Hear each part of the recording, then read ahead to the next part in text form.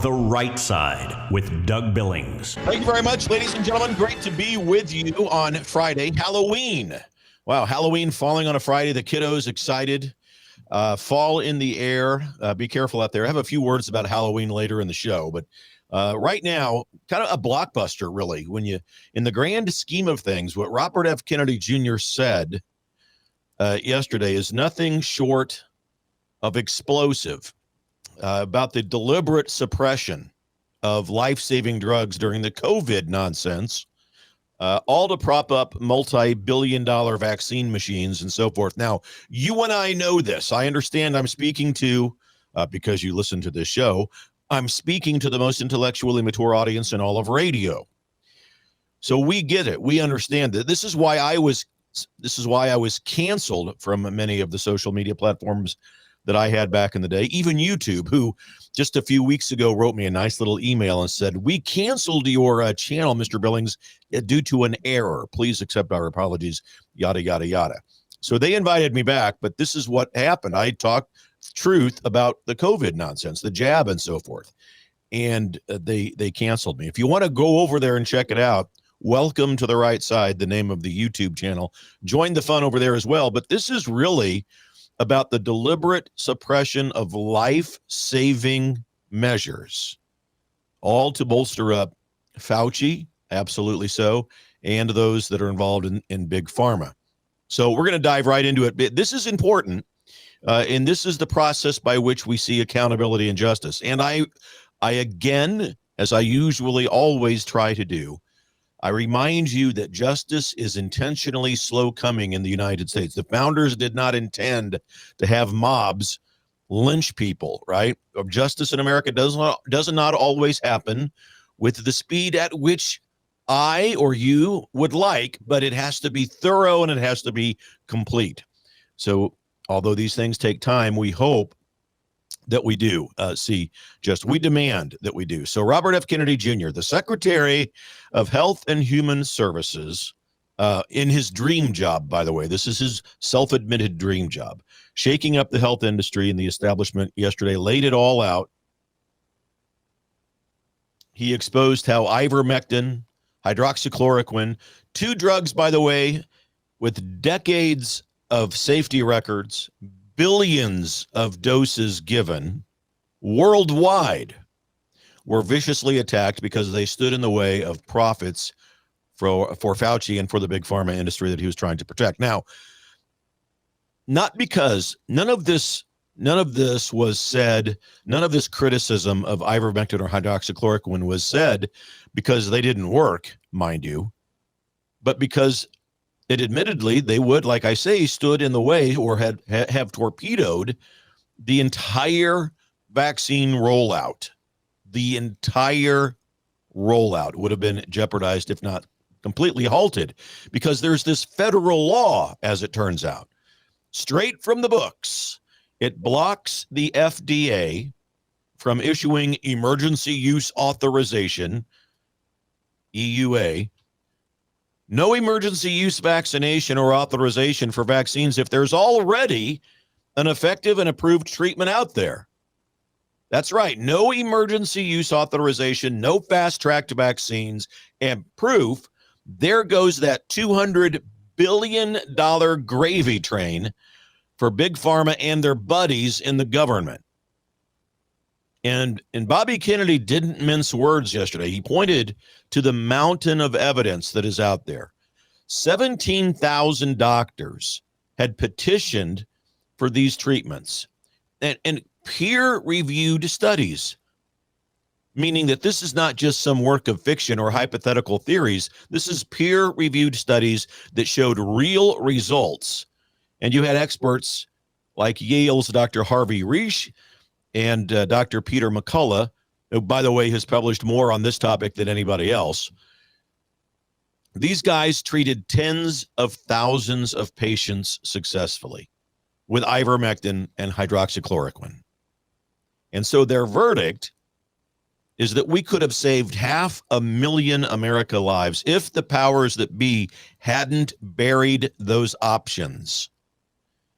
So yes, and I have never denied the existence of COVID. COVID is real.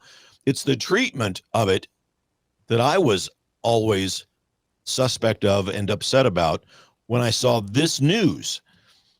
So, oh no, we cannot have more options other than what Fauci was working on. And the medical machine then begins to kick into overdrive, the machine that he wanted to benefit from and by which he would have benefited from. So partners, ivermectin, horse paste. Remember the stories? Hydroxychloroquine, dangerous poison. You can't mess with that. And ladies and gentlemen, when things are said in the news and the media, because they've got their narrative and their agenda, people believe that. So we were dubbed the kooks. We were dubbed the conspiracy theorists. Meanwhile, we have ivermectin that was awarded the Nobel Prize for human use. And yet they continue to call it horse paste nonsense poison. And even after the vaccine got the emergency use authorization, the smears about ivermectin and hydroxychloroquine kept on coming. And why? Because the law might force all of that to be revoked if a better treatment popped up. It wasn't science, folks, that they were talking about. It was straight up protection of a financial empire that they all wanted to take part in. Remember the masks? How many times have I told you guys? A dozen at least. The mask was never about our health. Never. The mask was political, and it still is, political signaling. At the beginning, it was a sign of animus towards President Trump. Animus, if you're from Raytown, Missouri, that means dislike or hate. The sign of hate towards President Trump. That's the mask. And today, they still use it. I'm telling you that 9 times out of 10, when you see somebody in a mask, it's part of the uniform of the radical liberal commune socialist, formerly known as Democrat Party. It's part of their uniform. And they are virtue signaling where they stand. Now, I know there's some dear, older folks that still believe that these masks can protect them. I still see it at church on Sundays. When I go to mass, I still see a few, and my heart breaks for them. It's just not about your health. But we all know this. And it's more than a scandal when you begin to look at this.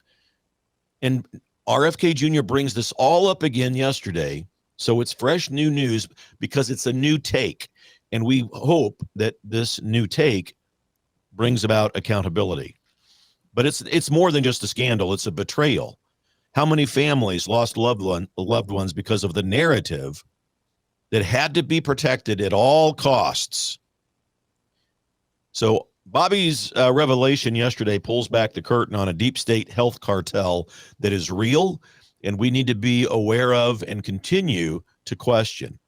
And it just has tentacles into everything from vaccines, the childhood vaccine schedule, and it's linked to autism, et cetera, et cetera. So now that RFK Jr. is in there influencing policy, maybe, just maybe, we'll see some real accountability, ladies and gentlemen. But as always, bless yourself with patience, and we will see. The Right Side with Doug Billings. Hi, everybody. Welcome to the set of my show, Doug Billings. Hey, my good friends at EMP Shield, that's electromagnetic pulse, in case you're from Raytown, Missouri. Electromagnetic pulse could wipe out your home electrical system, could wipe out your vehicle. And thanks to the radical liberal agenda that was put forth under Administrator Biden and Vice Pretender Harris, there are lots of people in this country who want to do us harm. And maybe an EMP device would be their chosen weapon. But EMP Shield gives you a device that can protect you. This little baby here goes on your home outlets, a computer, a router, whatever you want to protect. And then they also have a larger model like this. You can still hold it in the palm of your hand that goes on your vehicle battery so that you can get out of trouble from point A to point B. EMPshield.com. Promo code Doug, ladies and gentlemen. Save yourself, save your property. EMPshield.com. Promo code Doug. We're in this together, folks. Believe it. For the Republic. Cheers. The Right Side with Doug Billings. We'll talk a little bit about that. There's a couple of stories today that I want to discuss with regards to Halloween. But first, let me wrap up what we began with this hour with Fauci and with what Bobby Kennedy said yesterday. So Fauci is the architect of the entire COVID nonsense, right? He is the architect of how the treatments were supposed to roll out, the vaccine, et cetera, gain of function studies, et cetera, right? So leading the charge to discredit all of the other drugs that were out there and that could have been and that are effective. So in one of his final desperate acts, remember, before leaving office, Administrator Biden issued a preemptive pardon to Fauci back in January this year. You remember this. Preemptive pardons. He gave a preemptive pardon to a lot of people. Fauci was one of them. Full and unconditional. A full and unconditional get out of jail free card for any offenses that might come about related to the handling of the COVID issue. He had a batch of them. Many people got them. General Milley was another one. Remember that one. The January 6th committee. Oh, and don't forget Hunter. So clearly aimed at shielding these people from the incoming Trump administration's scrutiny about what they did to us. Biden's team gets out and calls it, these are protecting public servants. This is what this is all about, ladies and gentlemen. We are protecting the public servants who have given their life in service to the Republic. Right. But let's call it what it is, shall we? It's a swamp creature covering for other swamp creatures. Now, and here is a little bit of juicy detail about this. So the reports, and you probably have heard about this, the GOP-led House Oversight Committee happens to be looking into the little device called the auto pen, and that Biden may have been, in fact, in such cognitive decline that many of his executive orders, including these pardons, were signed using the auto pen, and he might not have known what he was doing. Now, the auto pen has been used for decades by presidents, okay? And by presidents who know what they're doing, and presidents who know and who give authority to the staff to use the auto pen to sign certain things. So it's been around for a long time, but this committee is blistering Biden. The report questions whether or not he, when he was president, even knew what the heck he was signing. And that's serious because there's concerns about the validity of the auto pen pardons, among other things. So legally, again, used by presidents for decades, they are legal, but you have to know what you're doing. You have to be cognizant of what you're assigning the auto pen to sign. So the experts argue that if a president knows what they're doing, and yes, if they've authorized the use of the auto pen, the orders or the pardons that are signed are valid. But the analysis about this particular case is the Constitution gives the president pardon power, vast and a wide swath. The president can pardon, as we've seen, basically anything or anyone he wants to.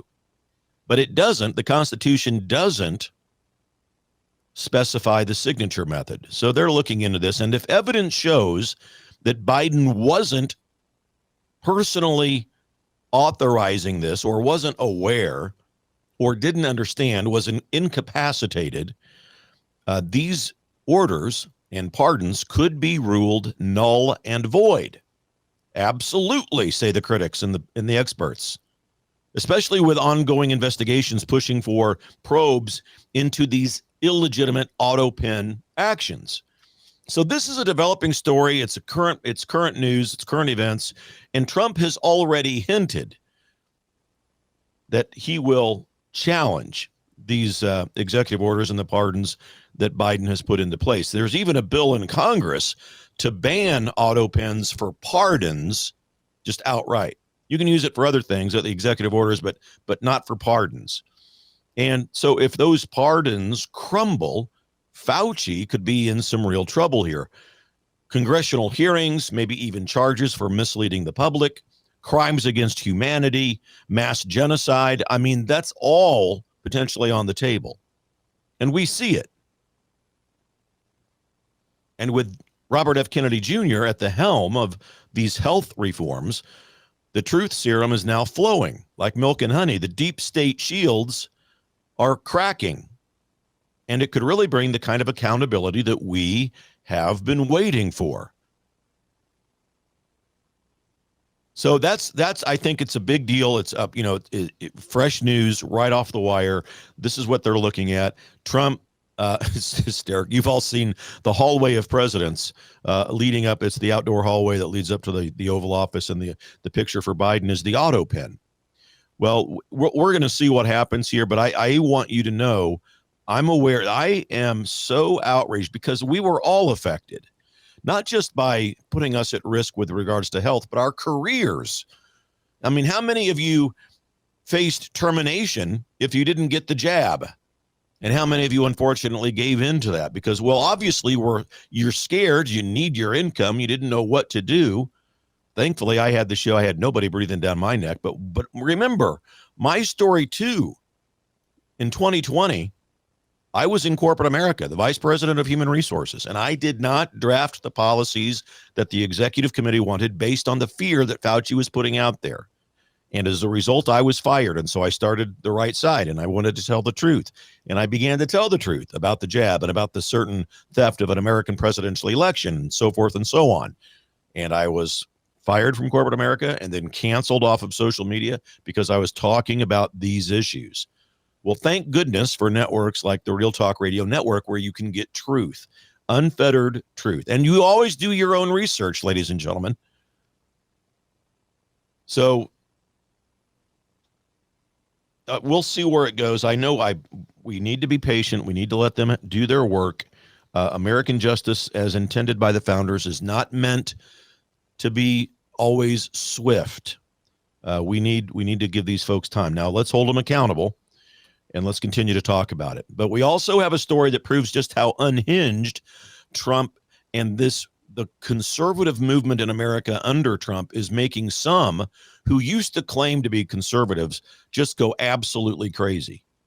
There's an entire conservative elite class out there who have become,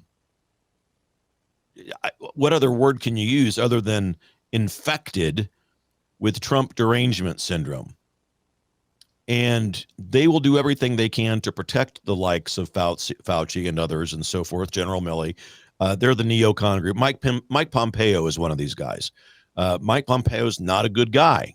Tried to order the assassination of Julian Assange. So we look at that group of people and we know that we have heard truth. We have seen truth. Evidence of the obvious is sufficient. And as part of my endeavor to inform you of who these people are, kooks, dangers, tyrannical people, some of whom we once viewed as one of us. There are some people out there we really thought this guy was one of us. The Right Side with Doug Billings. Doug Billings, The Right Side. What are you all doing this weekend? Let's get together, go do some karaoke. What do you think? Hey, in all seriousness, the reason I'm going to get into this next topic is because I want you to be aware of the people who may have at one time been considered one of us, but who now are in Kookville and leading people astray by virtue of what they do and what they say because of Trump derangement syndrome. Someone who we once may have thought is one of us completely and most thoroughly now engaged in some of the most intellectually mature commentary about Trump that I've ever seen or read. And so Exhibit A, ladies and gentlemen, I give you Bill Kristol, the poster man for Never Trump neocons, out there saying that he would rather vote for Zoran Mandami, a full-blown Democrat socialist. I mean, let's call him what he is. He's a communist sympathizer for the mayor of New York City, right? So Bill Kristol wants him over and above Andrew Cuomo. I mean, Bill Kristol has lost it. So be aware, he has lost it. He was in an interview, and he said that going back to Cuomo would be pathetic and ridiculous, while shrugging off Mandami's radical plans for New York, like setting up government-run grocery stores. Now, what can go wrong there? He even admits, Kristol does, that Mandami's young, he's inexperienced, and might not destroy the city. He might not destroy it. Well, talk about setting a low bar, Bill. Way to go. I mean, yeah, he might not destroy him. We'll have to wait and see. I know he's young and inexperienced. He's a communist, but he might not destroy New York. So they're setting the bar low right away. And let me tell you, Bill Kristol has gone absolutely nuts since 2016. Trump derangement syndrome on steroids, so severe that it's turned him into one of the most intellectually immature talking heads on the circuit. And remember, this is the same Bill Kristol who co-founded the Weekly Standard, which was for a time considered to be a standard bearer, conservative or outlet. But now we look back in hindsight, having been awakened to what the deep state really is. Bill Kristol and his ilk are nothing but former cheerleaders for endless wars and big government intervention, not only here in America, but abroad as well. So, but once Trump came on board and came along, started putting America first, Kristol absolutely flipped out. And he started bashing everything that didn't align with his establishment bubble. And what happened to the Weekly Standard? It went belly up in 2018, flat broke and irrelevant because his anti-Trump rants alienated readers and even his own owners at Clarity Media Group, who had pulled the plug after the magazine started talking about these kinds of anti-Trump messages. So Trump he called out yesterday Bill Kristol pathetic and dishonest. The magazine, he said, run by a failed procrastinator. And he's right. Trump usually is. But Kristol, just be on the watch for him. Not one of us, not a good guy. He's slumming it now. He's got a new job over at the Bulwark, Bulwark, Bulwark. It's another anti-Trump rag that's basically a lifeboat for washed up neocons like Kristol. So the latest stunt with Bill Kristol supporting Mamdani, and this is a current events issue, and I don't know, of course I don't want to see commie socialists in our government. It's not what the founders intended. There is a part of me, and Grant Cardone mentioned this earlier in the week when he was on the program, there is a part of me that wants Mamdani to win just so that the New York situation can be seen, what he does with it is seen, and that people wake up to the destruction that will be inevitable. All right. So that's a part of me. I'm not on board with him at all. But if New York votes him in, let's just see. Let's just see the damage. Let's see what happens and what kind of awakening happens in the Big Apple. So a socialist experiment gone wrong. Socialism, communism never, words are important, never works. And so Kristol, he's not just deranged, it's a betrayal of everything that he once supposedly believed in, pretended to stand for. So now he's a neocon hawk railing against, who used to rail against big government overreach, but who now has such a severe case of Trump derangement syndrome that he's going to support a 33-year-old radical who thinks that the state should run your business. And why is it? Because people like Bill Kristol, not just like him, but people who are associated with him, people who have the same mindset as Bill Kristol, the same vibe, they just want to stick it to Cuomo because they think that Trump's image, his reputation, and this is crazy because it's not true, but they think somehow Mamdani will harm Trump's reputation. They think they're banking on some sort of a long shot that Mamdani might actually bring profitability and any kind of semblance of success to New York. And if he does, then they can lambaste Trump. So that's part of what's at the core of it. But even though, look, Cuomo, I'm certainly not a Democrat. Cuomo, for all of his flaws and all of his failures, at least he represents some semblance of centrist Democrat sanity compared to Mamdani's Marxist playbook that will be cascaded down upon the good people of New York should he win. It's just unique proof of how Trump derangement syndrome rots your brain, folks. Kristol is so obsessed with hating Trump and anything remotely tied to traditional power structures, that he'd rather see New York slide into a communist chaos than back a familiar figure like Cuomo. Intellectually mature, yes, jumping from warmongering conservatism to cheering on socialists just to own the liberal narrative, or to own the narrative that might lead to a possible chance, a very remote one, where someone like Mondami might be able to bring success to a city like New York. He's a kook, Bill Kristol. He's a kook, plain and simple, and he is to be. You need to be wary of him. If you run across anything that he does, anything that he writes, it is not relevant to what we are doing, what we true patriots are trying to recover in this republic. So be on guard. I mean, Mondami, look, we all know Mondami is going to tank New York City faster than you can say government cheese. It's going to be a disaster on parade. We will watch it happen in real time, and we'll see. We'll see the media will spin everything that he does.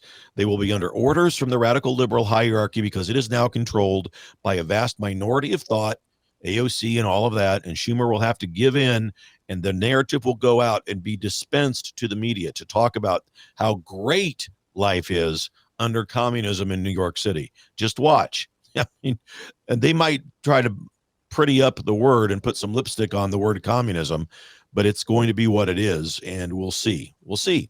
You're hearing it here first. They're going to have orders to support this man no matter what. And then you're going to see AOC primary Chuck Schumer. Chuck Schumer may resign, but he and Mitch McConnell, their days are numbered. We'll see. But Schumer is scared. He's scared of the radical liberal minority. That's why he's going along with everything from the shutdown to Mamdani and everything in between. Now, if you think that the swamp couldn't get any slimier, one of the most shameful, shameless hypocrites in Congress, making news again because of what he's done behind the scenes with money, with his campaign financing. Our friend, good old Eric Swalwell. Eric Swallowwell, his code name, if he was a James Bond character, the California Democrat, infamous for betting the Chinese spy named Fang Fang. You remember that. Whispering sweet nothings about government secrets while he spilled the beans to her in all sorts of various positions, shall we say. So now the FEC records have been unearthed, and our Department of Justice is looking into some things that they call bizarrely inconsistent. Bizarre inconsistencies in the way that Swalwell and his finance committee for his campaign is treating money. Payments over $360,000 shelled out to a guy named Darley Mayer with excuses on his reimbursement and disbursement forms as travel reimbursement, car services, and security. Okay. Even part of his salary listed and came from Swalwell's campaign account. Now, that's not some expert.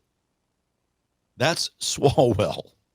So now the experts are looking at this and going, now, hang on just a second. So a whistleblower came forward who was involved in his campaign, who is no longer there, and I can break it down. Now, it's important because Swalwell is one of those voices that you should all be aware of. I know you are. You know who he is. But since 2021, his campaign and he has a political action committee called Remedy. They have funneled more than 75 payments to this guy, Mr. Meyer. Some as small as $53, no big deal there, but some as large as $12,000. And it totals over $120,000 just last year. In 1 minute, the expense reports that I read this morning list security services. Then the next one is personal travel expense reimbursement. And then an event for flowers, which I don't know. I've got to dig into it. What is that? Is he buying flowers? Oh, I don't know what he's doing. But Meyer apparently owns a luxury limo service in North Hollywood.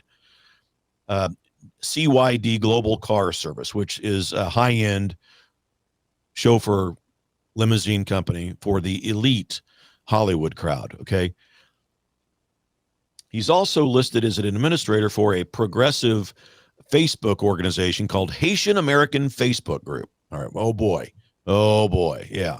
And that has ties to activities that encourage the open borders, the Haitian Bridge Alliance, which is a real radical group which fights against things like Title 42 and helps illegal migrants get around the system so that they can live and work in America undetected by ICE and so forth. So Swalwell supporting all of this from behind the scenes, dirty, sweet, a scummy swamp creature. No doubt about it, right? Well, when pressed about all of this yesterday, Swalwell dodges the question, and he says those payments are to Darley. He's there to protect me and my family. That's my security team. He heads all of that. Okay, protect from what? Protect Swalwell from his own bad decisions, you would think. California records show that Mr. Meyer doesn't even have a security license. And on X, so formerly known as Twitter, Swalwell is whining about the media questioning him and his $350,000 security spend to this guy. Classic deflection, classic deflecting of the truth, refuses to answer the question. The Right Side with Doug Billings. Welcome back, ladies and gentlemen. The Right Side with Doug Billings, coming to you from smack dab in the middle of the fruited plain, dispensing intellectual maturity to all who listen. Thank you very much for being here with us on the Real Talk Radio Network and Community Financial Services Group. I want to make you aware of these guys and my friend Brent Ewert. They think that financial planning should be personal and they should be able to help you as partners for your life, your family, your children, your grandchildren, your retirement, college savings for your grandkids, a legacy, a financial legacy left behind for the people who you love. With decades of experience, they have fiduciary commitment, and Community Financial Service Group provides honest guidance, custom investment strategies. The team will not let you down over there. Feel free to give them a call. Based in Missouri, but can help you wherever you are. Take control of your financial future today with Community Financial Services Group. Give them a call, 816-322-7166. 816-322-7166. They have the distinct honor, by the way, ladies and gentlemen, of being the very first sponsor for The Right Side with Doug Billings on the Real Talk Radio Network. So thank you very much. And give them a call. So the swamp and the creatures that dwell within it, making you aware, keeping an eye out for you with regards to this, it's no wonder we get so angry and worked up because we see these people go into office and they come out multimillionaires. They go into office just maybe middle class, maybe upper middle class. Now, there's a few who do enter office who are already millionaires, but they sure do get richer. At least it seems that way. And so Swalwell's activity here, I mean, good grief. The money that he's given out to this guy, it just reeks of impropriety, and it makes us all, our eyebrows go up in doubt. It's like, wow, what, really? And the Fang fiasco with the China spy, Swalwell's out there. He can't be trusted with a dime of donor money, not to mention national secrets. I mean, how does a guy like that, the FBI got wind of this. He was investigated for the Fang and, the spy, the giving away of secrets and so forth. Now, they said that he didn't give away, top secret stuff. The ethics committee cleared him in 2023. Okay. No sensitive information was shared, but come on. Poetic justice for the guy who spent years screaming that Trump was a Russian agent, a puppet of Putin. I mean, give me a break. So yeah, poetic justice, let him feel a little bit of heat. How does someone like that, so compromised, end up on the House Intelligence Committee? I mean, glaring security risks. I'm an outsider. I want him with his kind of record with security, want him on a committee like that. It just reeks of the deep state and the double standards that exist. So Meyer, this guy, that mess isn't Swalwell's first rodeo into shady spending. Oh, no. His campaign's been a veritable piggy bank for luxury living, letting him go to expensive places, exotic places. I mean, the record is clear. In 2023 alone, Swalwell dropped nearly $17,000 on yacht charters. There's a company called Just Dreaming. It's based in San Francisco. So yeah, he spent $17,000 on yachts, right, for fundraising. I guess we're supposed to believe that. And then there's $21,000 at the Ritz-Carlton Half Moon Bay with his wife Brittany, okay, where she used to work as director of sales. Coincidence? Or just another way to funnel cash into family connections, I wonder.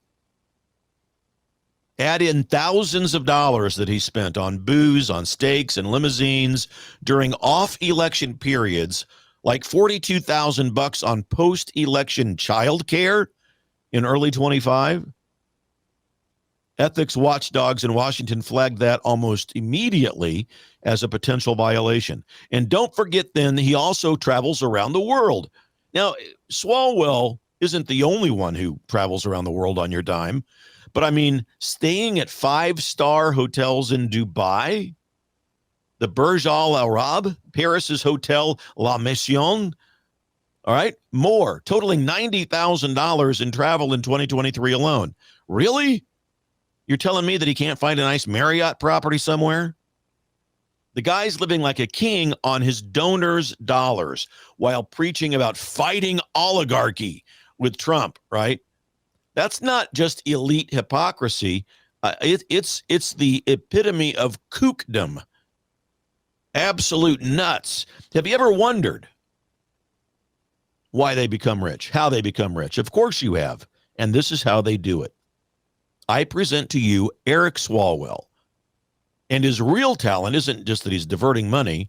His real talent shines when he's unhinged about Trump, right? Oh my God, so talent, gaslighting, projection, everything that the radical liberal movement does to try to destroy this country. Eric Swalwell will say that it's us doing that it's Trump doing that. I mean, he's on a rampage lately. He's trying to become relevant within we all understand, or at least I hope you do. He's auditioning in a way to be on par with Gavin Newsom and the other members of the radical liberal hierarchy. You know, trying to threaten, we are going to have accountability with regards to what Trump did, right? He will threaten companies that dare to work with the Trump administration, saying that Congress should subpoena them to stop or deter the deals that are being made. That's straight out of the authoritarian communist-socialist playbook. Do everything you can, although it's, to stop something, even though that something is perfectly legal and legitimate. Do everything you can to stop it, which is exactly what they do to Trump. Anything that he does, it must be resisted. It must be deterred. It must be stopped. Anything. These people are sick. Trump is right. They have got mental issues. Swalwell and his bizarre demand that 2028 Democrat candidates they sign a pledge to demolish Trump's new $250 million ballroom. That's something they have to do on day one, according to Swalwell, calling it some sort of a symbol of excess. Really? Excess? As if your trips to Dubai and staying in 5-star hotels and spending $17,000 on yachts isn't excessive? I mean, he's on board with this Epstein file nonsense, claiming that Trump's name is going to be on some sort of an Epstein, Lolita Island, which is all abject nonsense. Trump's name isn't anywhere near that list. What they do is they conflate the flight logs from New York to West Palm Beach when Trump's plane was in service. He did accept a ride on Epstein's plane to go back and forth from New York to West Palm, from Mar-a-Lago up to Trump Tower. But that was long before Epstein even bought his island and did anything horribly wrong with those kids. So they'll use that. If Trump was on some sort of a pedophile list, that list would have been leaked and discovered years ago. And then above all, and amid all of this stuff, you got Swalwell whining about death threats and harassments from Trump supporters. Well, I wonder why. First of all, I don't buy it. I don't think that Trump supporters make those kinds of claims. Next, how can we believe anything the guy says? So he is small beans, he's small potatoes. I bring it up because it popped up on the radar this morning, and it's an example of what they do. Gaslighting at its finest, projection. All of the insecurities and all of the scandals that the radical liberal left movement are responsible for in this country, they project onto us. The media buys into it. And then we have an entire swath of people who believe what they see on television news, and we have to combat that and wake people up. So I bring it up specifically because of that. We need to wake them up to the nonsense that these people present. The Right Side with Doug Billings. Welcome back, ladies and gentlemen. The Right Side, Doug Billings here with you as we stand shoulder to shoulder, endeavoring to save the republic from the radical left kook fringe out there, ladies and gentlemen. Halloween, everybody. A little chilly this morning where I'm at, but it's good. A little bit of fall in the air. Love this time of year. Halloween, but be careful. Be careful. The FBI unearthing all sorts of things, and one in particular up in Michigan makes us all just want to do a double take. Want to be sure we're careful. Kash Patel and the FBI have stopped, prevented a potential terrorist attack that was planned for this weekend. Multiple suspects in custody, young individuals with ties to foreign extremism. And possibly, we've been talking, well, if you've been listening to me since 2021, young people possibly connected to ISIS, inspired by ISIS, were arrested after plotting an act of violence for this weekend. And it's breaking news that came from Patel himself on X this morning when he announced, and I quote, "This morning, the FBI thwarted a potential terrorist attack and arrested multiple subjects in Michigan who were allegedly plotting a violent attack over Halloween weekend.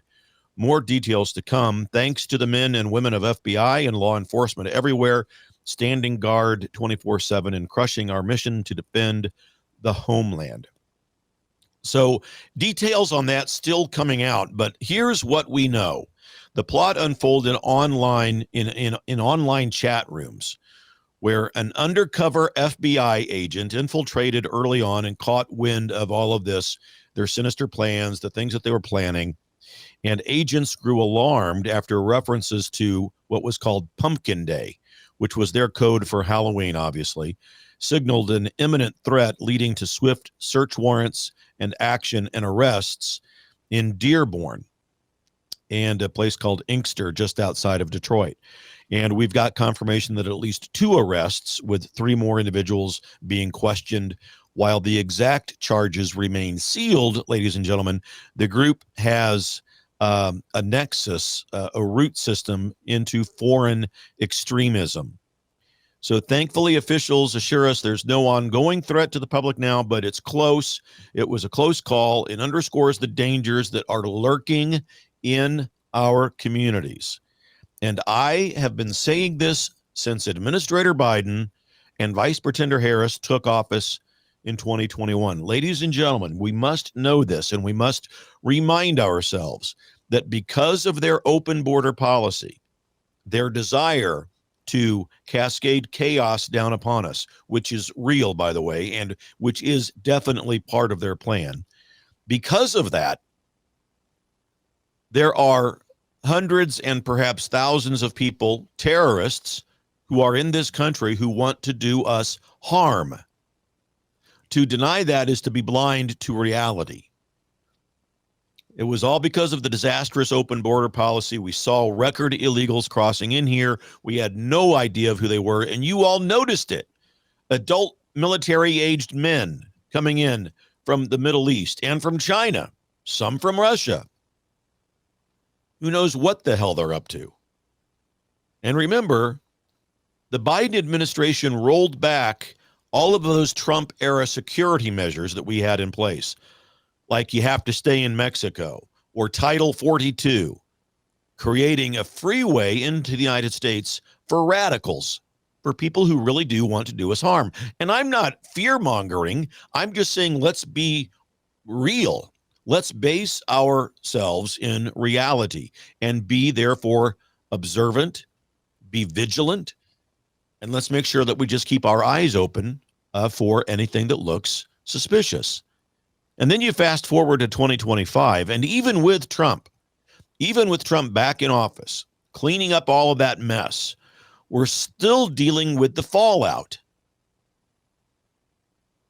4 years of negligence, 4 years of open borders, and you've got people like Kristi Noem and others who are now forced to actually have their homes where they live with their spouses, with their children, on United States military bases because of the threats they're getting.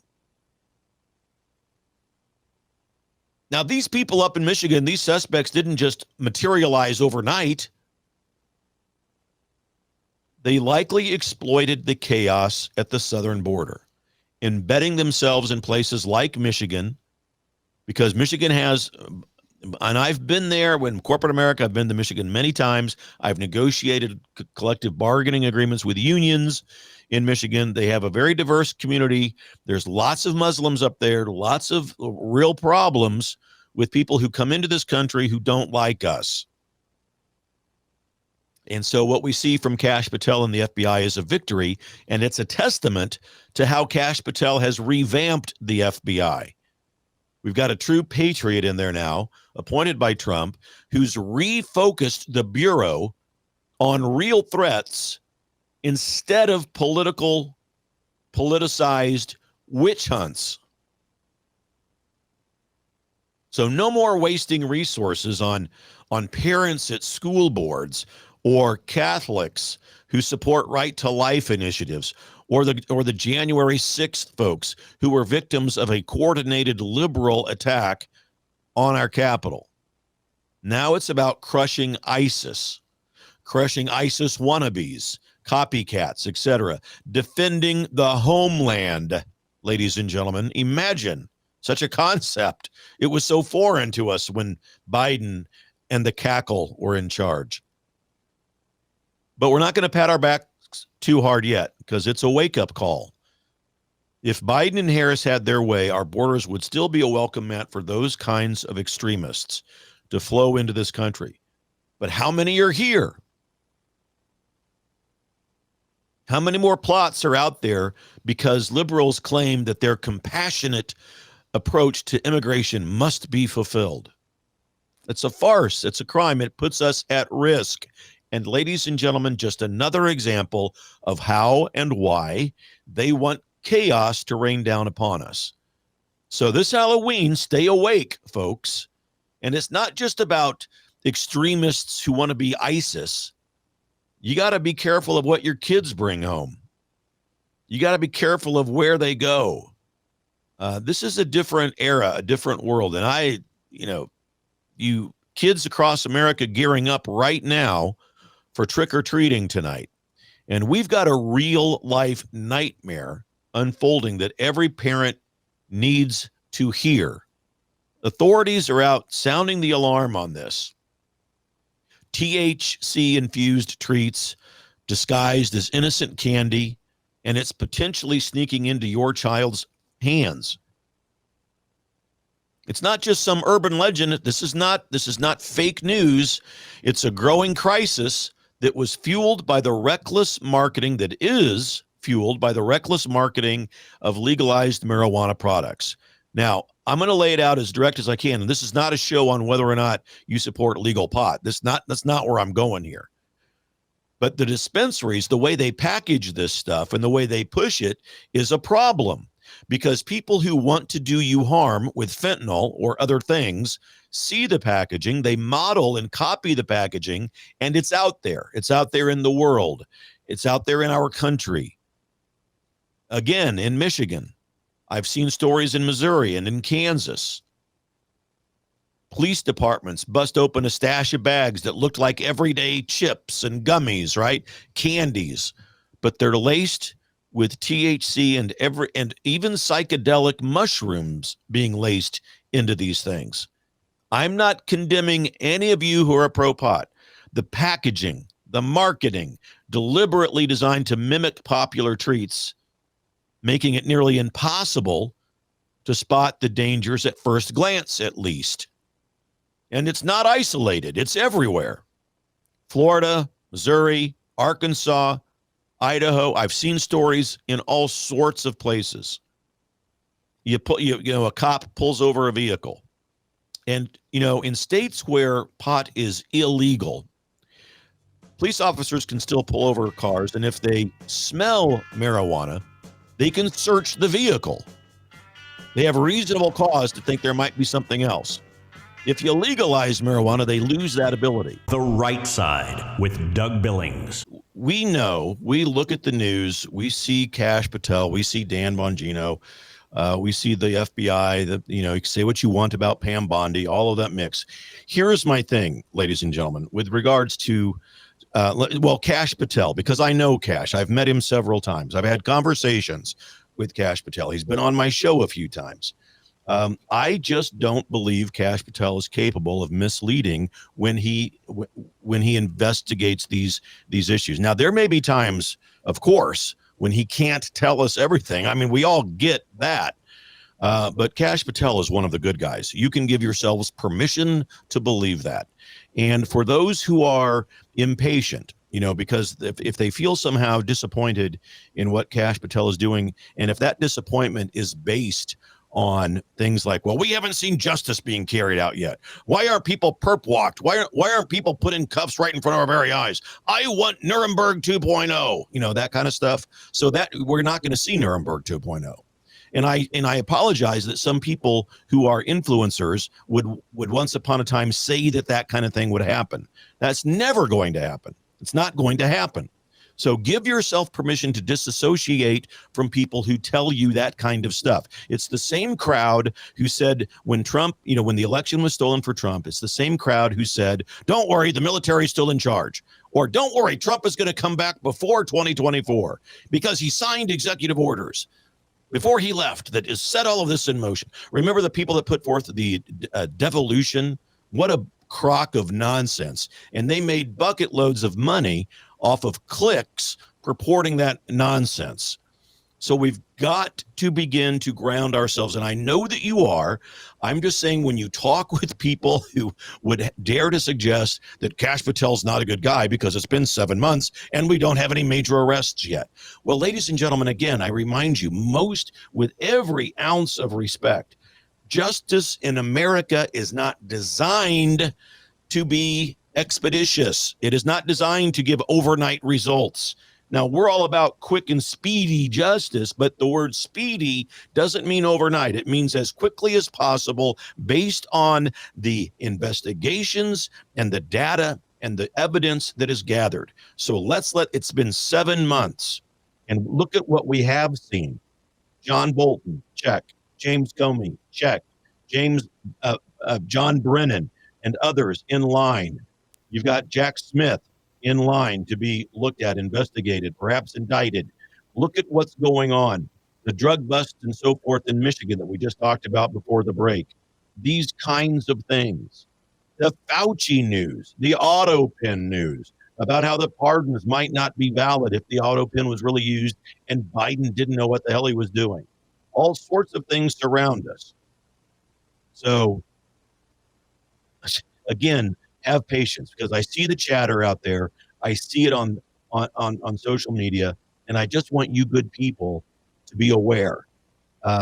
Based on my experience, having met Kash Patel and speaking with him in person and having him on the show, I just don't think he's capable of, purposefully misleading. Now, let's let him conduct investigation. And Bongino, I've never met Bongino, but I mean, nothing there that makes me think, yeah, he's not trustworthy. So we shall see. We just have to realize that we can't always know everything when we want to, and justice is not often designed to be swift as the founders intended. We must do our due diligence. We must see. And finally, again, only 7 months, folks. It's only been 7 months. Now, back to the topic, because that got me derailed, because during the break, I sojourned off into social media land, and I saw several people, not related necessarily to you guys, but other people talking about these topics. And I did reply to a couple of people on the app. But we look, I'm with you. I am shoulder to shoulder with you. We will discern this. We will arrive at truth. We will get there. We just need to get over this gut reaction that I want justice today. We've got to get over that because that's not, first of all, that's not going to happen. We're going to be continually disappointed if we expect everything to happen right now. We need all of these people marched into prison. Nuremberg 2.0. I want to see public, blah, blah, blah. Well, deep breath. And let's just promise each other that we've got each other's backs and we're going to walk each other through this. We're going to walk each other through it.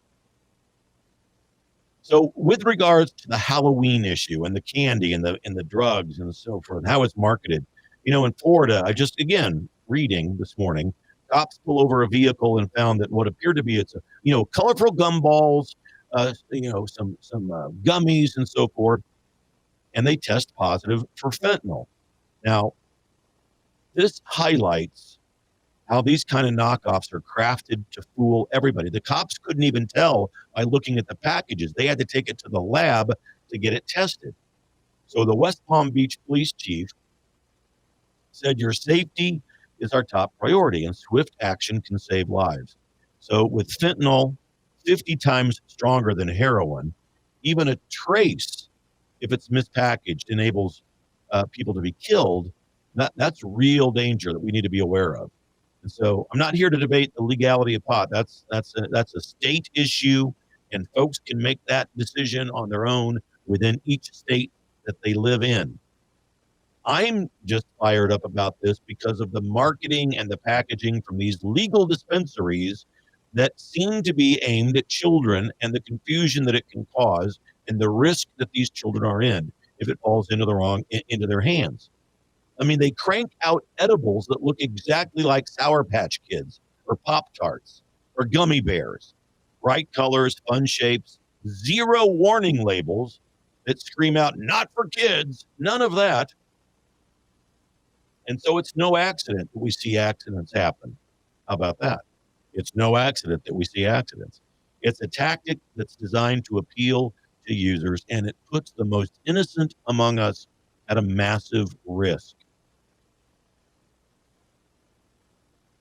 So let's just be aware today and tonight when your kids are out and about, when they come home. I don't want to read any headlines. I don't want to read any fresh headlines of accidental overdose and so forth. I just want, just be aware. It really is. I just am, as a father and as someone who cares, don't want to see people hospitalized after munching on laced edibles that are really incidents that are not rare, ladies and gentlemen. They're surging in America. And the potency, ladies and gentlemen, I mean, this is not the weed from your junior high or college days we're talking about here. Back in the 70s and in the 80s, the average THC levels were about 1 to 4%. Fast forward to today, and the lab manufactured strains are hitting 30% more. Some edibles, concentrates of that are skyrocketing to 90%. The Right Side with Doug Billings. And we're here live, Real Talk Radio Network. Ladies and gentlemen, let me say a few things about the issue with regards to the FBI, Kash Patel, and so forth and so on, and the desire for quick and speedy justice, and this, the call for perp walks and immediate gratification in terms of justice for the people like Fauci and others. Okay, there's no one out there that wants justice for those things and issues and more than me. What I'm simply suggesting to you is that the conservative side, our side, we do not solve the problems of tyranny that were cascaded down upon us by the radical left movement in this country, like the arrest of J6ers and so forth. We don't rush in and solve those issues of tyranny with tyranny. We don't engage in tyranny ourselves in order to solve those problems. We follow the law. We are the party of law and order. That is the basic foundation and principle by which we operate. And unfortunately for us, it does not happen quickly. when you follow the rules. There's cases to be built. And when people say things like, well, Kash Patel hasn't done anything since he's been in office except cover up the Charlie Kirk assassin. So I don't have any patience for that, because right away, Kash Patel hasn't done anything. I mean, that's just not true. Hasn't done anything? Come on. I mean, I understand the frustration. I get it, and I have empathy for the frustration. But let's at least engage in truth. I don't care what you believe about the Charlie Kirk assassination. It has nothing to do with that. It has everything to do with realizing that there is a great amount of effort going on behind the scenes in these last 7 months when Kash Patel has been the director of the FBI, much of which, by the way, we are not even aware of. So I am a couple of things. One is I'm a believer of truth. And the second of all, I am one who will point out kooks whenever I see them, because kooks are a danger to our conservative movement. They make people stay on the sidelines. They divert attention from what is reality into some sort of fantasy. And we can't have that if we're to be successful in reclaiming this republic away from the radical left movement. We simply cannot have people say and believe Kash Patel hasn't done anything since he took office. There are far too many people who are not as awake as us who might believe that. And then they get frustrated. They sit on the sidelines. They don't get involved. They wipe their hands. They wash their hands. Say, I'm done. I am not going to get involved because, look, this guy says that Kash Patel hasn't done anything. And, he's probably right. I haven't, come to think of it, I haven't seen much of anything either. And so people go off and they believe this stuff, and it takes our movement off of the battlefield. And the battlefield is involvement. It's us getting involved. And we get involved and we address things with truth and accuracy. We've got to get rid of the blanket statements. Nothing is happening. Well, that's simply, with respect, not true.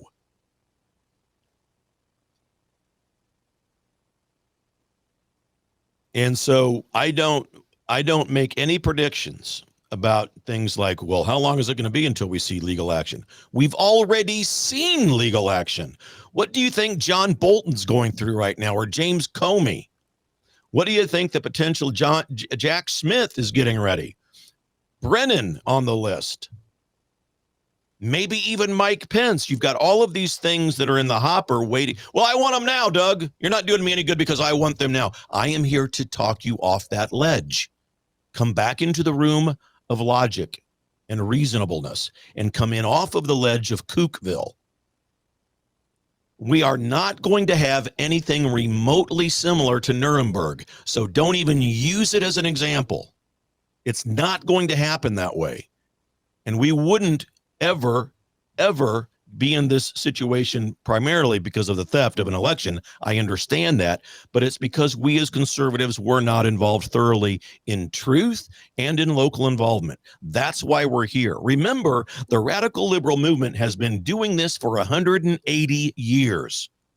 And for many of you, you're on 180 years. Well, wait a minute. This all really just happened in 2020. No. I mean, I understand 2020 is an earmark for us. It's a bookmark, because that's when the theft of the election took place, and that's when COVID happened, and so forth and so on. And it seems like that's the big reawakening moment, or when the left really got involved in stealing things. No, they've been doing it for a long, and our side has not been always on the up and up either. The radical left movement in this country has done exactly what we have not done for 180 years, and they got involved. John and Jane Doe on the streets of America, who think that they're Democrats back in the day, they got involved in their local levels of government. That's how we lost school boards. That's how we lost boards of county commissioners. That's how we lost universities. And oh yes, of course, rich radical liberals like Soros, and in the beginning, John Rockefeller, John Dewey, and Andrew Carnegie, all with their money and all with their socialist agenda, began to take over. And we, although we've done many great things as conservatives, we were not fundamentally and thoroughly enough involved in our local governments. And therefore, and thereby, here we are. To course correct 180 years of radical liberal involvement does not happen in 7 months. We engage in the truth and we pursue it rigorously. We need, believe me, J.D. Vance to succeed Trump in the White House. We need 12 years with a conservative Republican president in the White House. And I'm not going to talk about the 2028 ban and, hey, what if Trump runs again? My opinion on that, it's time for Vance. Trump can be a great statesman. He's going to be too old in 2028. Trump can, and he is, mentoring J.D. Vance, and I think that's the route. I think that's the path. So all of that to say, give yourselves the blessing of patience, but also please engage in what I call determined patriotism, the involvement of you in your local communities, school boards, boards of county commissioners, aldermen, watching and being a paid election observer. We have an election day next week in this country. We have midterms next for primaries next August in some states, and a primary election in November. We have got, please just get involved, look at the truth, and give yourselves the benefit of the doubt to know and understand that things are happening that aren't even known yet. So that's wow, way to go. That's one hell of a tangent. But I have such passion for wanting you all to know the truth and to see it and to act accordingly and disassociate. If anybody out there, if you follow anybody as a source of news who has claimed the military is running the country or that Trump was going to be ushered back into the White House before 2024, point A is obviously that didn't happen. Point B is it was never true, ladies and gentlemen, never true. People like, they want clicks instead of credibility. And in our social media platforms, people can make money based on how many clicks they get. And so they will put up the most outlandish stuff. If you're ever on X, formerly known as Twitter, and you see two brothers, Ed and Brian Krasenstein, they are excellent at putting up clickbait, and they make a fortune because of it. No credibility. All of it's inflammatory nonsense, and people respond to it, and people comment and click, click, click, click. And meanwhile, ka-ching, ka-ching, ka-ching, ka-ching into the Krasenstein bank account. So, all right. I'm going to walk myself off that ledge, ladies and gentlemen, and come back into the room with you because we have some real important things to talk about on this Halloween day. I want you to know I say all of that because I care. I care about the Republic, and I understand that you do too. It's just that we often find ourselves rooting for tyranny, don't we? We have been sometimes seduced to think that, well, we need to see immediate action. I mean, there were people that really do want to see Hillary Clinton go to Gitmo, for example. Folks, that's not going to happen. Now, she might be held accountable and have some penalties, and she might be under indictment one day. We'll see. But the whole deal, that whole visual that gets stirred up with Gitmo, I mean, there are people out there that believe that, went with it. Nonsense. I'm here for you. I'm here to give you the unvarnished truth based in reality. And I know that 99.9% of you are with me. It just makes me want to speak up on these kinds of things. Thank you, John Wick. It's an excellent tangent. Thank you very much. Well, I believe it. I believe this is how we win. This is how we take back the Republic. And yes, it was under attack 180 years ago. I don't know what you know about John Rockefeller, Andrew Carnegie, and John Dewey, but they were not good people. They were captains of industry. I've completed it, a series called America in Color on Netflix. And part of the series talked about the influence of the Rockefeller, Carnegie, and so forth. They were captains of industry. They took full part in capitalism and made a whole bunch of money.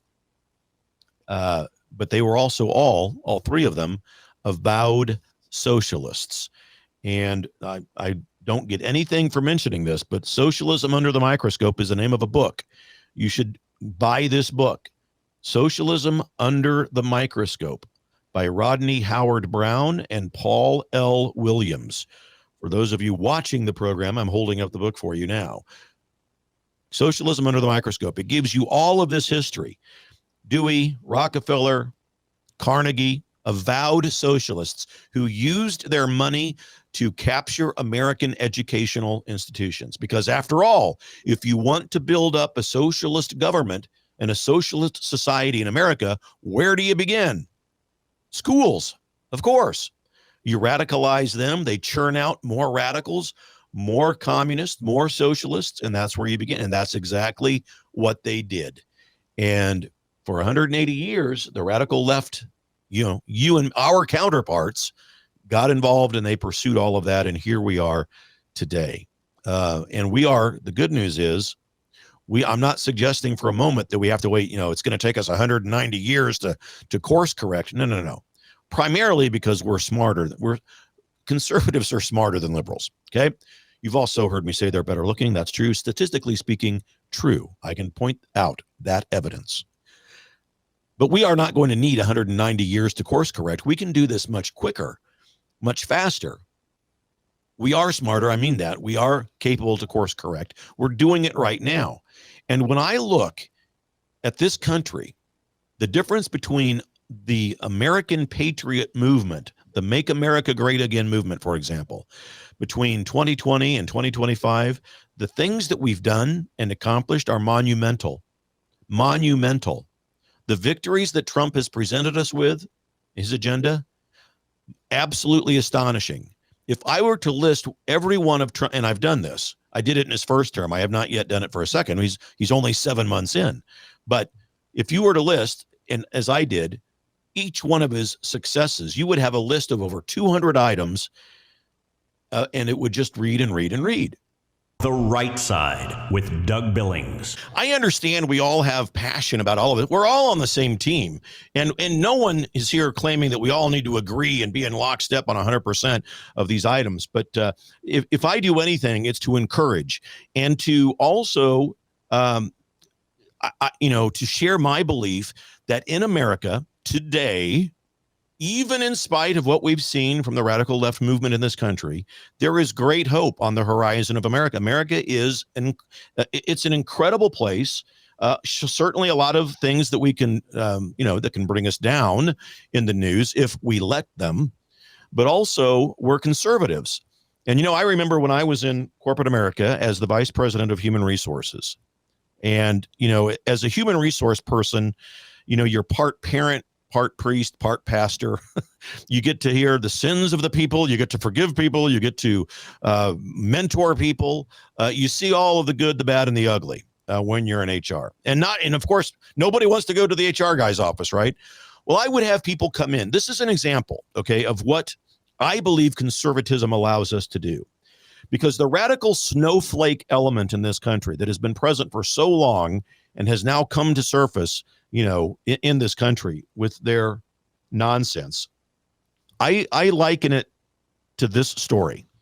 In human resources, it was common for adult people to come into my office and say, well, she hurt my feelings, or he hurt my feelings, or what they did, that just hurt me, blah, blah, blah, whatever. And it could have been any number of topics, could have been any issue.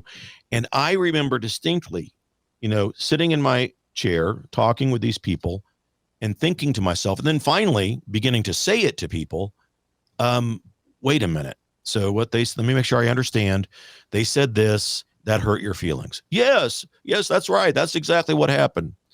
So here's the deal. Ladies and gentlemen, it is impossible. It is impossible for anybody to hurt your feelings. 100% impossible. And let that sink in. Unless, of course, you give them permission to. Then, of course, they can hurt your feelings anytime. And that's what snowflakes are. That's what Karens are. That's the whole, I need a safe room to take my final exam. That's the everybody gets a trophy generation coming to fulfillment. That's what that breeds. That's what that creates, is that people that think, I'm just this delicate little, she hurt my feelings. We conservatives are not like that. And that's why I have hope for this nation. Because we understand that we engage in this country in determined patriotism and that it's going to take time. We don't just get things overnight. We certainly don't get things in 7 months when the government is involved. Things can be expeditiously done and we can be as quick as possible, but we as conservatives are the reason that this country hasn't spun completely out of control. The pockets of people throughout this republic who pray, I'm convinced that this is the truth. People who pray on a regular basis, who pray for the country, pray for the republic, for President Trump, for each other.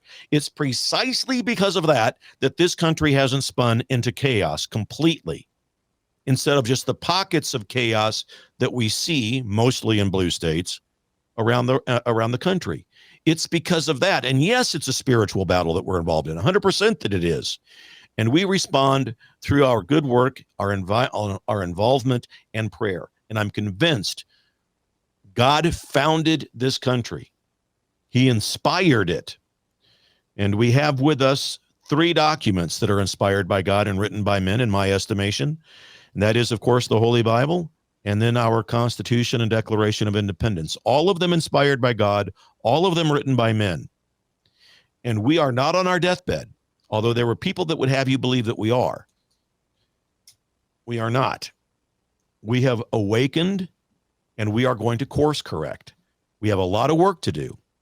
We have entire generations that have been bamboozled into thinking, being part of the participation trophy generation, the wussification of both men and women because of what the feminist movement did, where we don't need the traditional family. We don't need men. We can do this on our own. And that there is, no equality. We are all, look, it was actually very, very sad to see all of that in the 60s, the advocation that we should find ourselves free from the traditional family, and that we're coming back to it now is great news. You know that the Generation Z movement, this cannot be understated. The Generation Z young men and young women are more conservative now than they've been ever. And they're coming back to traditional American values, traditional family values, which are, as we know, traditional Christian values. That's what American traditional values are. They are Christian values. When we do that, when we come back to that, we see more and more blessing unfold. We see that the blessings that are yet unborn become born and become fulfilled. And so we encourage these young people. Please encourage them to get involved. Encourage them in whatever way you can, whether it's a relative, a niece, a son, a daughter, a grandchild, whatever. Encourage them, because that's it. That's what, now, on the other side of the coin, that's what the radical left did. They convinced their kids to tear it all down. We've got to convince ours to go out and build it up again. And they are. More Generation Z, young men and young women, want to get married, want to have a family with as many kids as they can afford, and live and find the American dream. And we have a responsibility to help them get there. In a very small way, in your local governments, if you're in a state that has a Republican governor, Missouri, if you're in a state that has Republican leadership in your legislature, you should be helping these young Generation Z people, and yourselves for that matter, discover the American dream by advocating that property tax needs to be abolished, or at the very least, remodified, redefined. Because in my view, the way that it's set up now, it does not have constitutionality. Now, I know that the courts have voted for it, but ladies and gentlemen, it stops property tax. It stops our ability to pursue life, liberty, and happiness. And we've got to really revamp that system, if not just get rid of it. And that's why. Why not talk about that? Why? Because people are going to laugh at us if we say that? Because people are going to say that we're crazy? It's that kind of dreaming that built the republic, and it's that kind of issue that the founders fled and left from England. That kind of tax that we have, those are just real world examples of what's going on today with regards to how we can encourage not only our governments, governors and state legislatures, but this young Generation Z demographic who really need our help, and they need our encouragement to continue on. I've got more years behind me than I do ahead of me. Now, I'm not planning on dying unless I want at least 25 or 30 more years, but geez, we got these kids coming up. We need to leave them. We need to leave them, if not with a solid foundation and a restored republic, we've at least got to leave them with the encouragement that they can do that. And we don't do it by following the kooks, the ones who are after clickbait. We don't do it by believing in the myth of, Gitmo or Nuremberg 2.0 or a military who's running our government or the Q nonsense, all of it. Sorry if that discourages you, and if you are really hung up on that stuff, I am sorry. And like I said, we do not have to agree on it all, but I have a mission, and that is to dispense truth. And this is what we do. The truth is we shouldn't depend on any of that nonsense. I don't care what letter of the alphabet you're talking about. I don't care what story. We shouldn't depend on anything other than us, because that's what the founders intended. The carrying on of this tradition, of this republic, rests solely with we the people. The Right Side with Doug Billings.